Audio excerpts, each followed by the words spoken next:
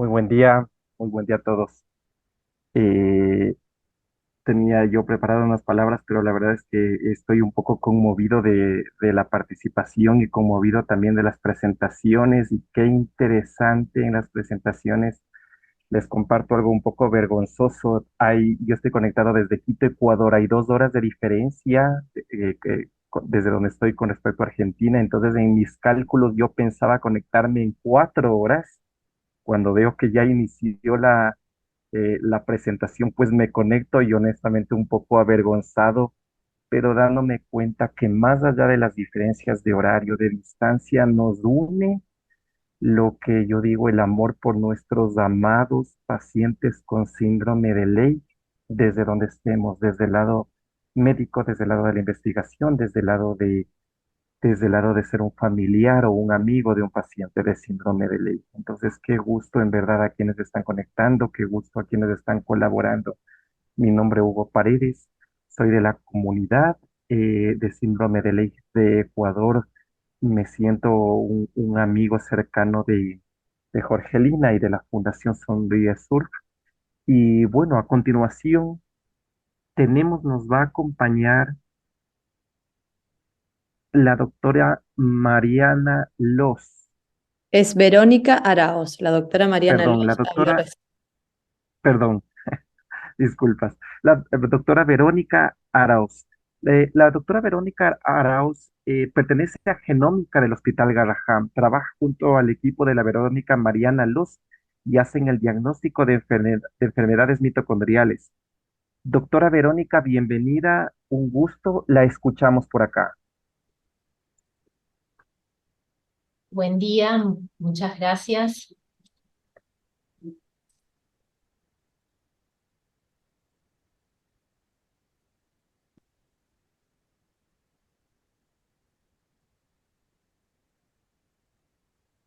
Bueno, buen día a todos.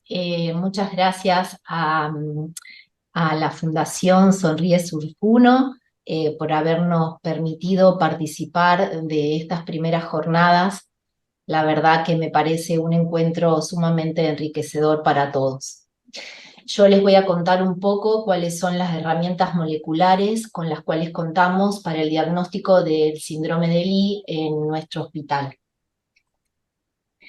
Bueno, las enfermedades mitocondriales, como ya vimos a lo largo de esta mañana, son un grupo de patologías que presentan características clínicas y genéticas muy heterogéneas y que son causadas por variantes patogénicas que afectan proteínas involucradas en el proceso de la fosforilación oxidativa y la síntesis de ATP. El síndrome de Lee es la enfermedad mitocondrial más frecuente en pediatría y el 28% de los niños con sospecha de enfermedad mitocondrial que se atienden en nuestro hospital presentan síndrome de Lee, como ya les contó Mariana en su presentación. Esta enfermedad puede ser debida a variantes en cualquiera de los dos genomas, ya sea en el ADN nuclear o en el ADN mitocondrial.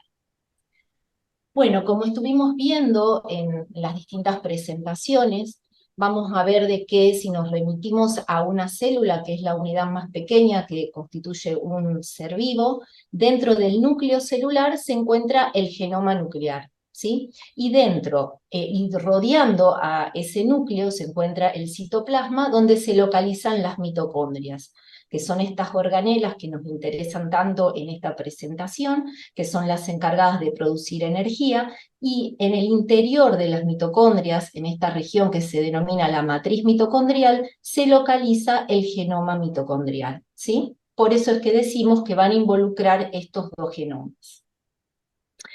Si repasamos un poquito el metabolismo mitocondrial, sabemos que a partir de las fuentes de energía como la glucosa, los ácidos grasos, los aminoácidos que obtenemos a partir de la dieta, van a empezar a metabolizarse en el citoplasma de la célula, luego van a ingresar a la mitocondria, van a pasar por diferentes vías metabólicas para finalmente generar estos dadores de electrones. Estas moléculas, que las podemos ver acá más grandes, son las que van a transferir electrones a los diferentes componentes de la cadena respiratoria. La cadena respiratoria mitocondrial está localizada en la membrana mitocondrial interna. Como ya les explicó la doctora Agustina en la primera charla, está formada por 5 complejos multiméricos constituidos por una gran cantidad de proteínas. Estos electrones viajan a través de estos complejos, se genera una energía electroquímica y esa energía electroquímica es utilizada para finalmente sintetizar ATP, que es la energía que utiliza la célula. Fíjense cómo acá representado esquemáticamente, todas las proteínas que están en color azul son codificadas, ¿sí?, por el genoma nuclear, y las proteínas que están en color verde son codificadas por el genoma mitocondrial.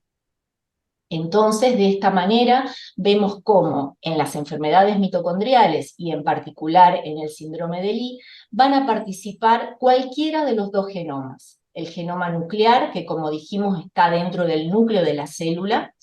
Tenemos 2 grupos de cromosomas, ¿sí? Uno que proviene del papá y el otro que proviene de la mamá. Mientras que cuando hablamos de genoma mitocondrial, este se localiza en la matriz mitocondrial, y acá vamos a tener un número variable de genoma mitocondrial por mitocondria y además por célula, ¿sí? Aquellos tejidos que tengan un mayor requerimiento de energía van a tener más mitocondrias y por lo tanto una mayor cantidad de genoma mitocondrial. Y la otra característica particular es que el genoma mitocondrial es de origen exclusivamente materno. En el genoma mitocondrial, que es una molécula pequeña y circular, hay 37 genes, y aproximadamente a la fecha se han descrito 16 genes que se asocian a síndrome de Lee. Mientras que en el genoma nuclear hay aproximadamente 25.000 genes, de los cuales aproximadamente en 100 se han encontrado variantes relacionadas a síndrome de Lee. Otra característica particular del genoma mitocondrial, que también se habló un poco en las charlas de la mañana, son los conceptos de heteroplasmia, y esto se refiere a que en cada célula nosotros podemos tener todas las moléculas de genoma mitocondrial pueden ser sin variante patogénica, o puede ser que haya algunas moléculas de genoma mitocondrial que tengan una variante, y entonces vamos a decir, por ejemplo, que esa célula tiene un 20% de la variante que encontramos. A diferencia de cuando hablamos de genoma nuclear, que solamente dijimos que teníamos 2 copias. Cuando hablamos de genoma nuclear hablamos de 50% o 100%. En cambio acá tenemos un espectro de posibilidades. Además, esas variantes que tenemos en el genoma mitocondrial se van a distribuir al azar en las sucesivas divisiones celulares. Cuando se replica una célula para reparar un tejido, o bien cuando se desarrolla un nuevo individuo, las variantes del genoma mitocondrial se distribuyen de manera aleatoria. Y por último, debemos tener en cuenta que la cantidad de variante patogénica, que es lo que llamamos como heteroplasmia, es decir, ese porcentaje, tiene que alcanzar un umbral para que la célula tenga una manifestación clínica. En general, no siempre es así, pero en general se dice que cuando esa heteroplasmia alcanza un 60%, empiezan las manifestaciones clínicas en esas células y en esos tejidos. Esto se los contaba para comprender mejor por qué es que hay una expresión diferencial de las manifestaciones clínicas en los distintos tejidos y una amplia variabilidad clínica cuando hablamos de enfermedades mitocondriales o de síndrome de Lee en particular debido a variantes en el genoma mitocondrial. Además, como ya les habían comentado en las clases anteriores, el mecanismo de herencia de las variantes también va a ser diferente según vengan del genoma nuclear o del genoma mitocondrial. Si en un paciente nosotros detectamos variantes en genoma nuclear, es posible que se deba a cualquiera de los tipos de herencia mendelianos, ya sea autosómica recesiva, dominante, ligada al cromosoma X. Mientras que si la variante se encuentra en el genoma mitocondrial, la herencia es exclusivamente materna. Y también debemos tener en cuenta de que hay una pequeña población de pacientes en donde las variantes son de novo. Es decir, que si nosotros estudiamos a los progenitores, en la sangre de sus progenitores no vamos a detectar la variante. Bueno, como ocurre en la mayoría de las enfermedades mitocondriales, en el síndrome de Lee también hay una marcada heterogeneidad clínico-molecular. ¿Y esto qué quiere decir? Que un mismo fenotipo clínico, cuando hablamos del fenotipo nos referimos a la expresión clínica de esa patología, puede ser debida a variantes en distintos genes. Fíjense en esta representación, tenemos diferentes enfermedades mitocondriales, acá tenemos al síndrome de Lee, y miren todos los genes diferentes que pueden causar este mismo fenotipo. Y a su vez también ocurre que una misma variante patogénica puede generar diferentes fenotipos, inclusive dentro de una misma familia. Esta gran heterogeneidad clínico-molecular hace difícil que uno desde la clínica pueda predecir qué gen ir a estudiar, elegir un gen candidato. Entonces, por eso, cuando vamos a estudiar estas enfermedades, tenemos que tener una mirada más amplia, ¿sí? Entonces, en el caso particular del síndrome de Lee, vamos a tener que estudiar tanto el genoma mitocondrial, que como ya dijimos, hay alrededor de 16 genes que están asociados a síndrome de Lee, como también el genoma nuclear, en donde se describieron alrededor de 100 genes. Este año, un grupo de expertos en enfermedades de Lee a nivel internacional se reunieron e hicieron todo un análisis para poder realizar un proceso, se llama de curación de genes, y así se estableció un panel de 113 genes, tanto del genoma mitocondrial como nuclear, que se asocian a este fenotipo. Es posible de que sigan agregando más genes, ¿sí? Porque, como también dijeron los doctores en sus clases anteriores, hay alrededor de 400 genes asociados a enfermedades mitocondriales, pero por ahora está muy bueno conocer y tener este grupo de genes que están curados por este grupo de expertos.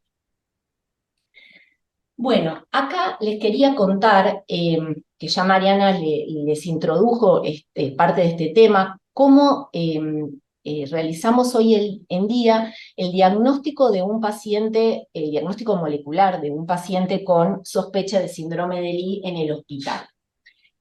Este trabajo empezó hace varios años, en el 2015, donde en ese momento no teníamos montado ningún estudio molecular, y empezamos desde estudiar una variante frecuente asociada a síndrome de Lee, pero hoy en día, una vez que tenemos la sospecha clínica del síndrome de Lee, que se hizo la minuciosa caracterización clínica, los estudios complementarios, entonces directamente vamos a abordar el estudio o del genoma mitocondrial o del genoma nuclear, de acuerdo a los antecedentes familiares, como les contó Mariana, y al árbol genealógico de la familia. Y en el caso del genoma mitocondrial,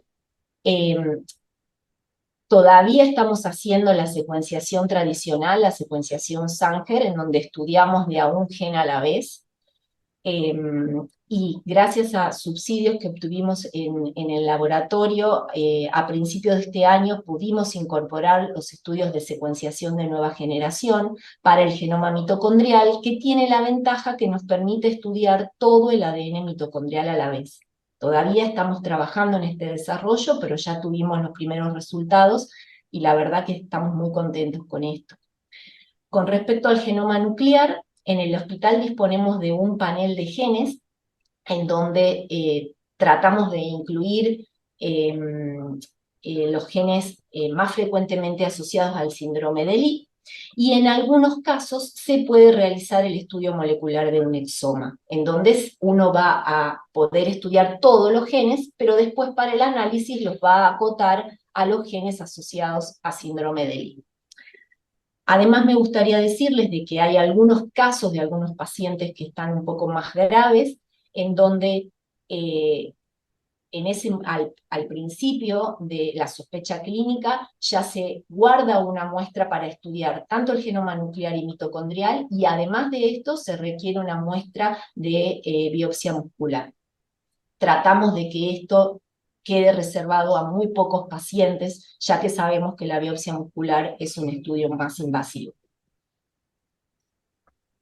Entonces acá para mostrarles el abordaje interdisciplinario que, como todos vienen recalcando a lo largo de esta mañana, luego de la minuciosa evaluación clínica y los estudios complementarios, se solicita el estudio molecular, también en este momento se firma un consentimiento informado por la familia, y se toma la muestra para los estudios moleculares. Estas muestras, como les decía, para obtener el ADN, pueden ser de diferentes tejidos. La biopsia muscular queda reservada para los casos más graves, y para el estudio del genoma nuclear, directamente con una muestra de leucocitos de sangre periférica podemos realizar la extracción de ADN. Para el ADN mitocondrial también utilizamos los leucocitos de sangre periférica, y en algunas situaciones, debido a esta variabilidad y distribución heterogénea del porcentaje de ADN mitocondrial en los tejidos, necesitamos recurrir a otro tejido que vimos que las células epiteliales de orina son bastante buenas, sobre todo para algunas variantes del genoma mitocondrial, y correlacionan muy bien con el tejido muscular. Una vez entonces que tenemos esta muestra, se procede a la extracción de ADN, y una vez que tenemos el ADN, se procede a una serie de diferentes pasos en el laboratorio que llevan varios días, en donde uno va a preparar todo el material para que pueda ser secuenciado. Y ahí es donde se secuencian todos los genes a la vez, ya sea del panel nuclear o del genoma mitocondrial.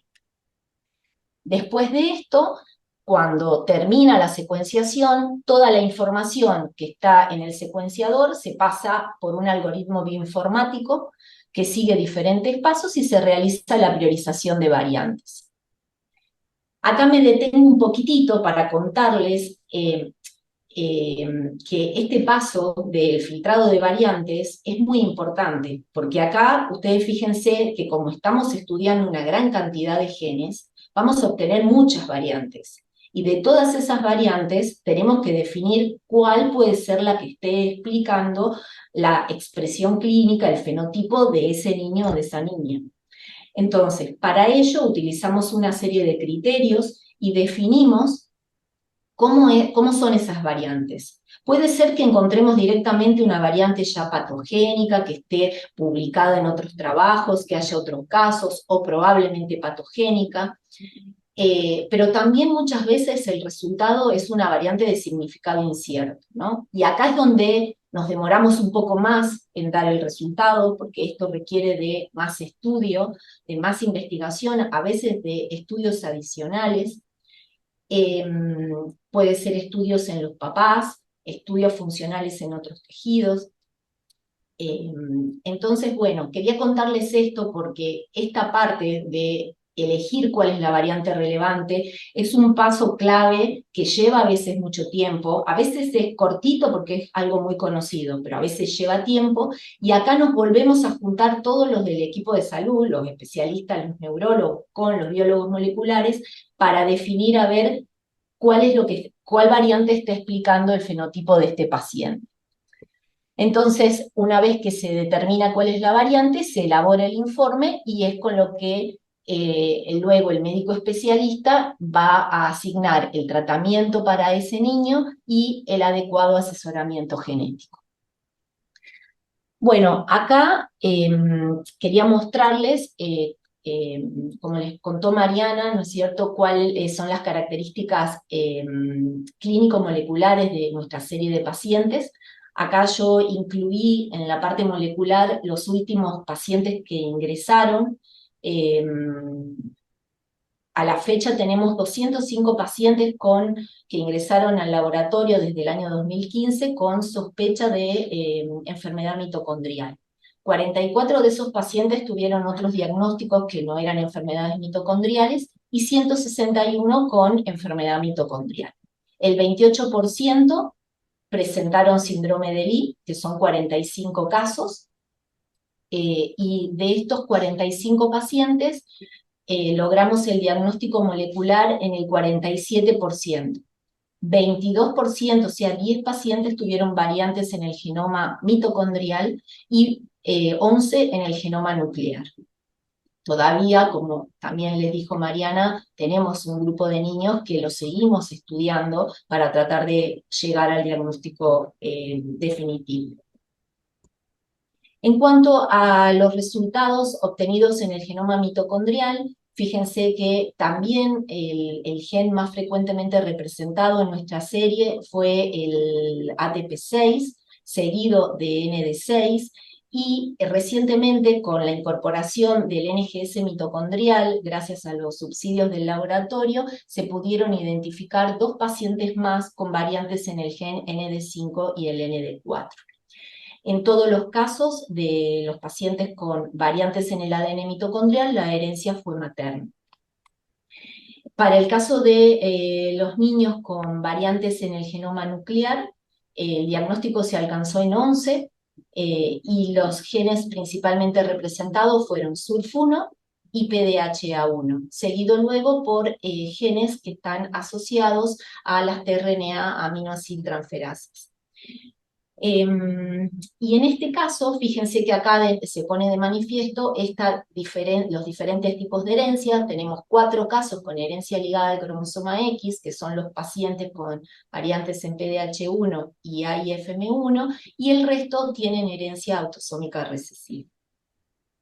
Bueno, estos resultados que les estoy mostrando acá en nuestra serie, que es pequeña porque son 45 pacientes, estuvo en concordancia con otros trabajos que se hicieron a nivel internacional. Hay 4 series de casos de síndrome de Lee, de Beijing, Rusia, Portugal e Italia, y el último fue el registro de síndrome de Lee internacional, en donde se registraron 182 pacientes, y en concordancia con estos trabajos, también los genes más frecuentemente afectados fueron SURF1, PDHA1, ATP6, y también también en algunas series prevalecen los del complejo 1, que también está en concordancia con los que nosotros estamos reportando en nuestros 45 pacientes.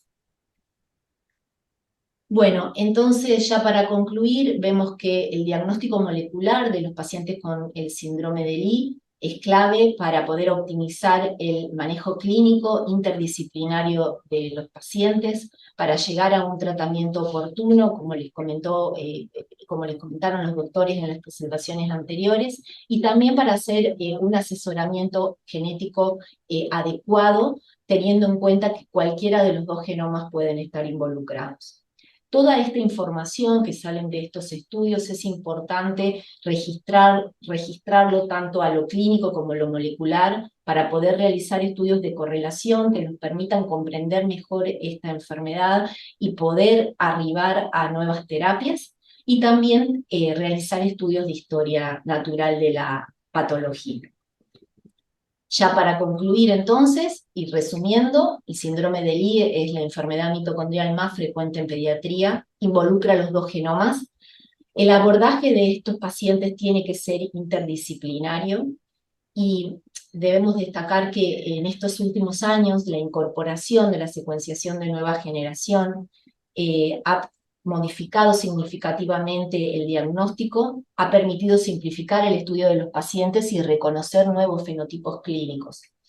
Y que es importante seguir trabajando para que cada vez podamos tener un mayor acceso a este tipo de diagnósticos, ya que es clave para optimizar la atención de los pacientes, modificar conductas terapéuticas y ofrecer un adecuado asesoramiento familiar. Bueno, nada más, muchas gracias por su atención y estoy disponible para cualquier pregunta.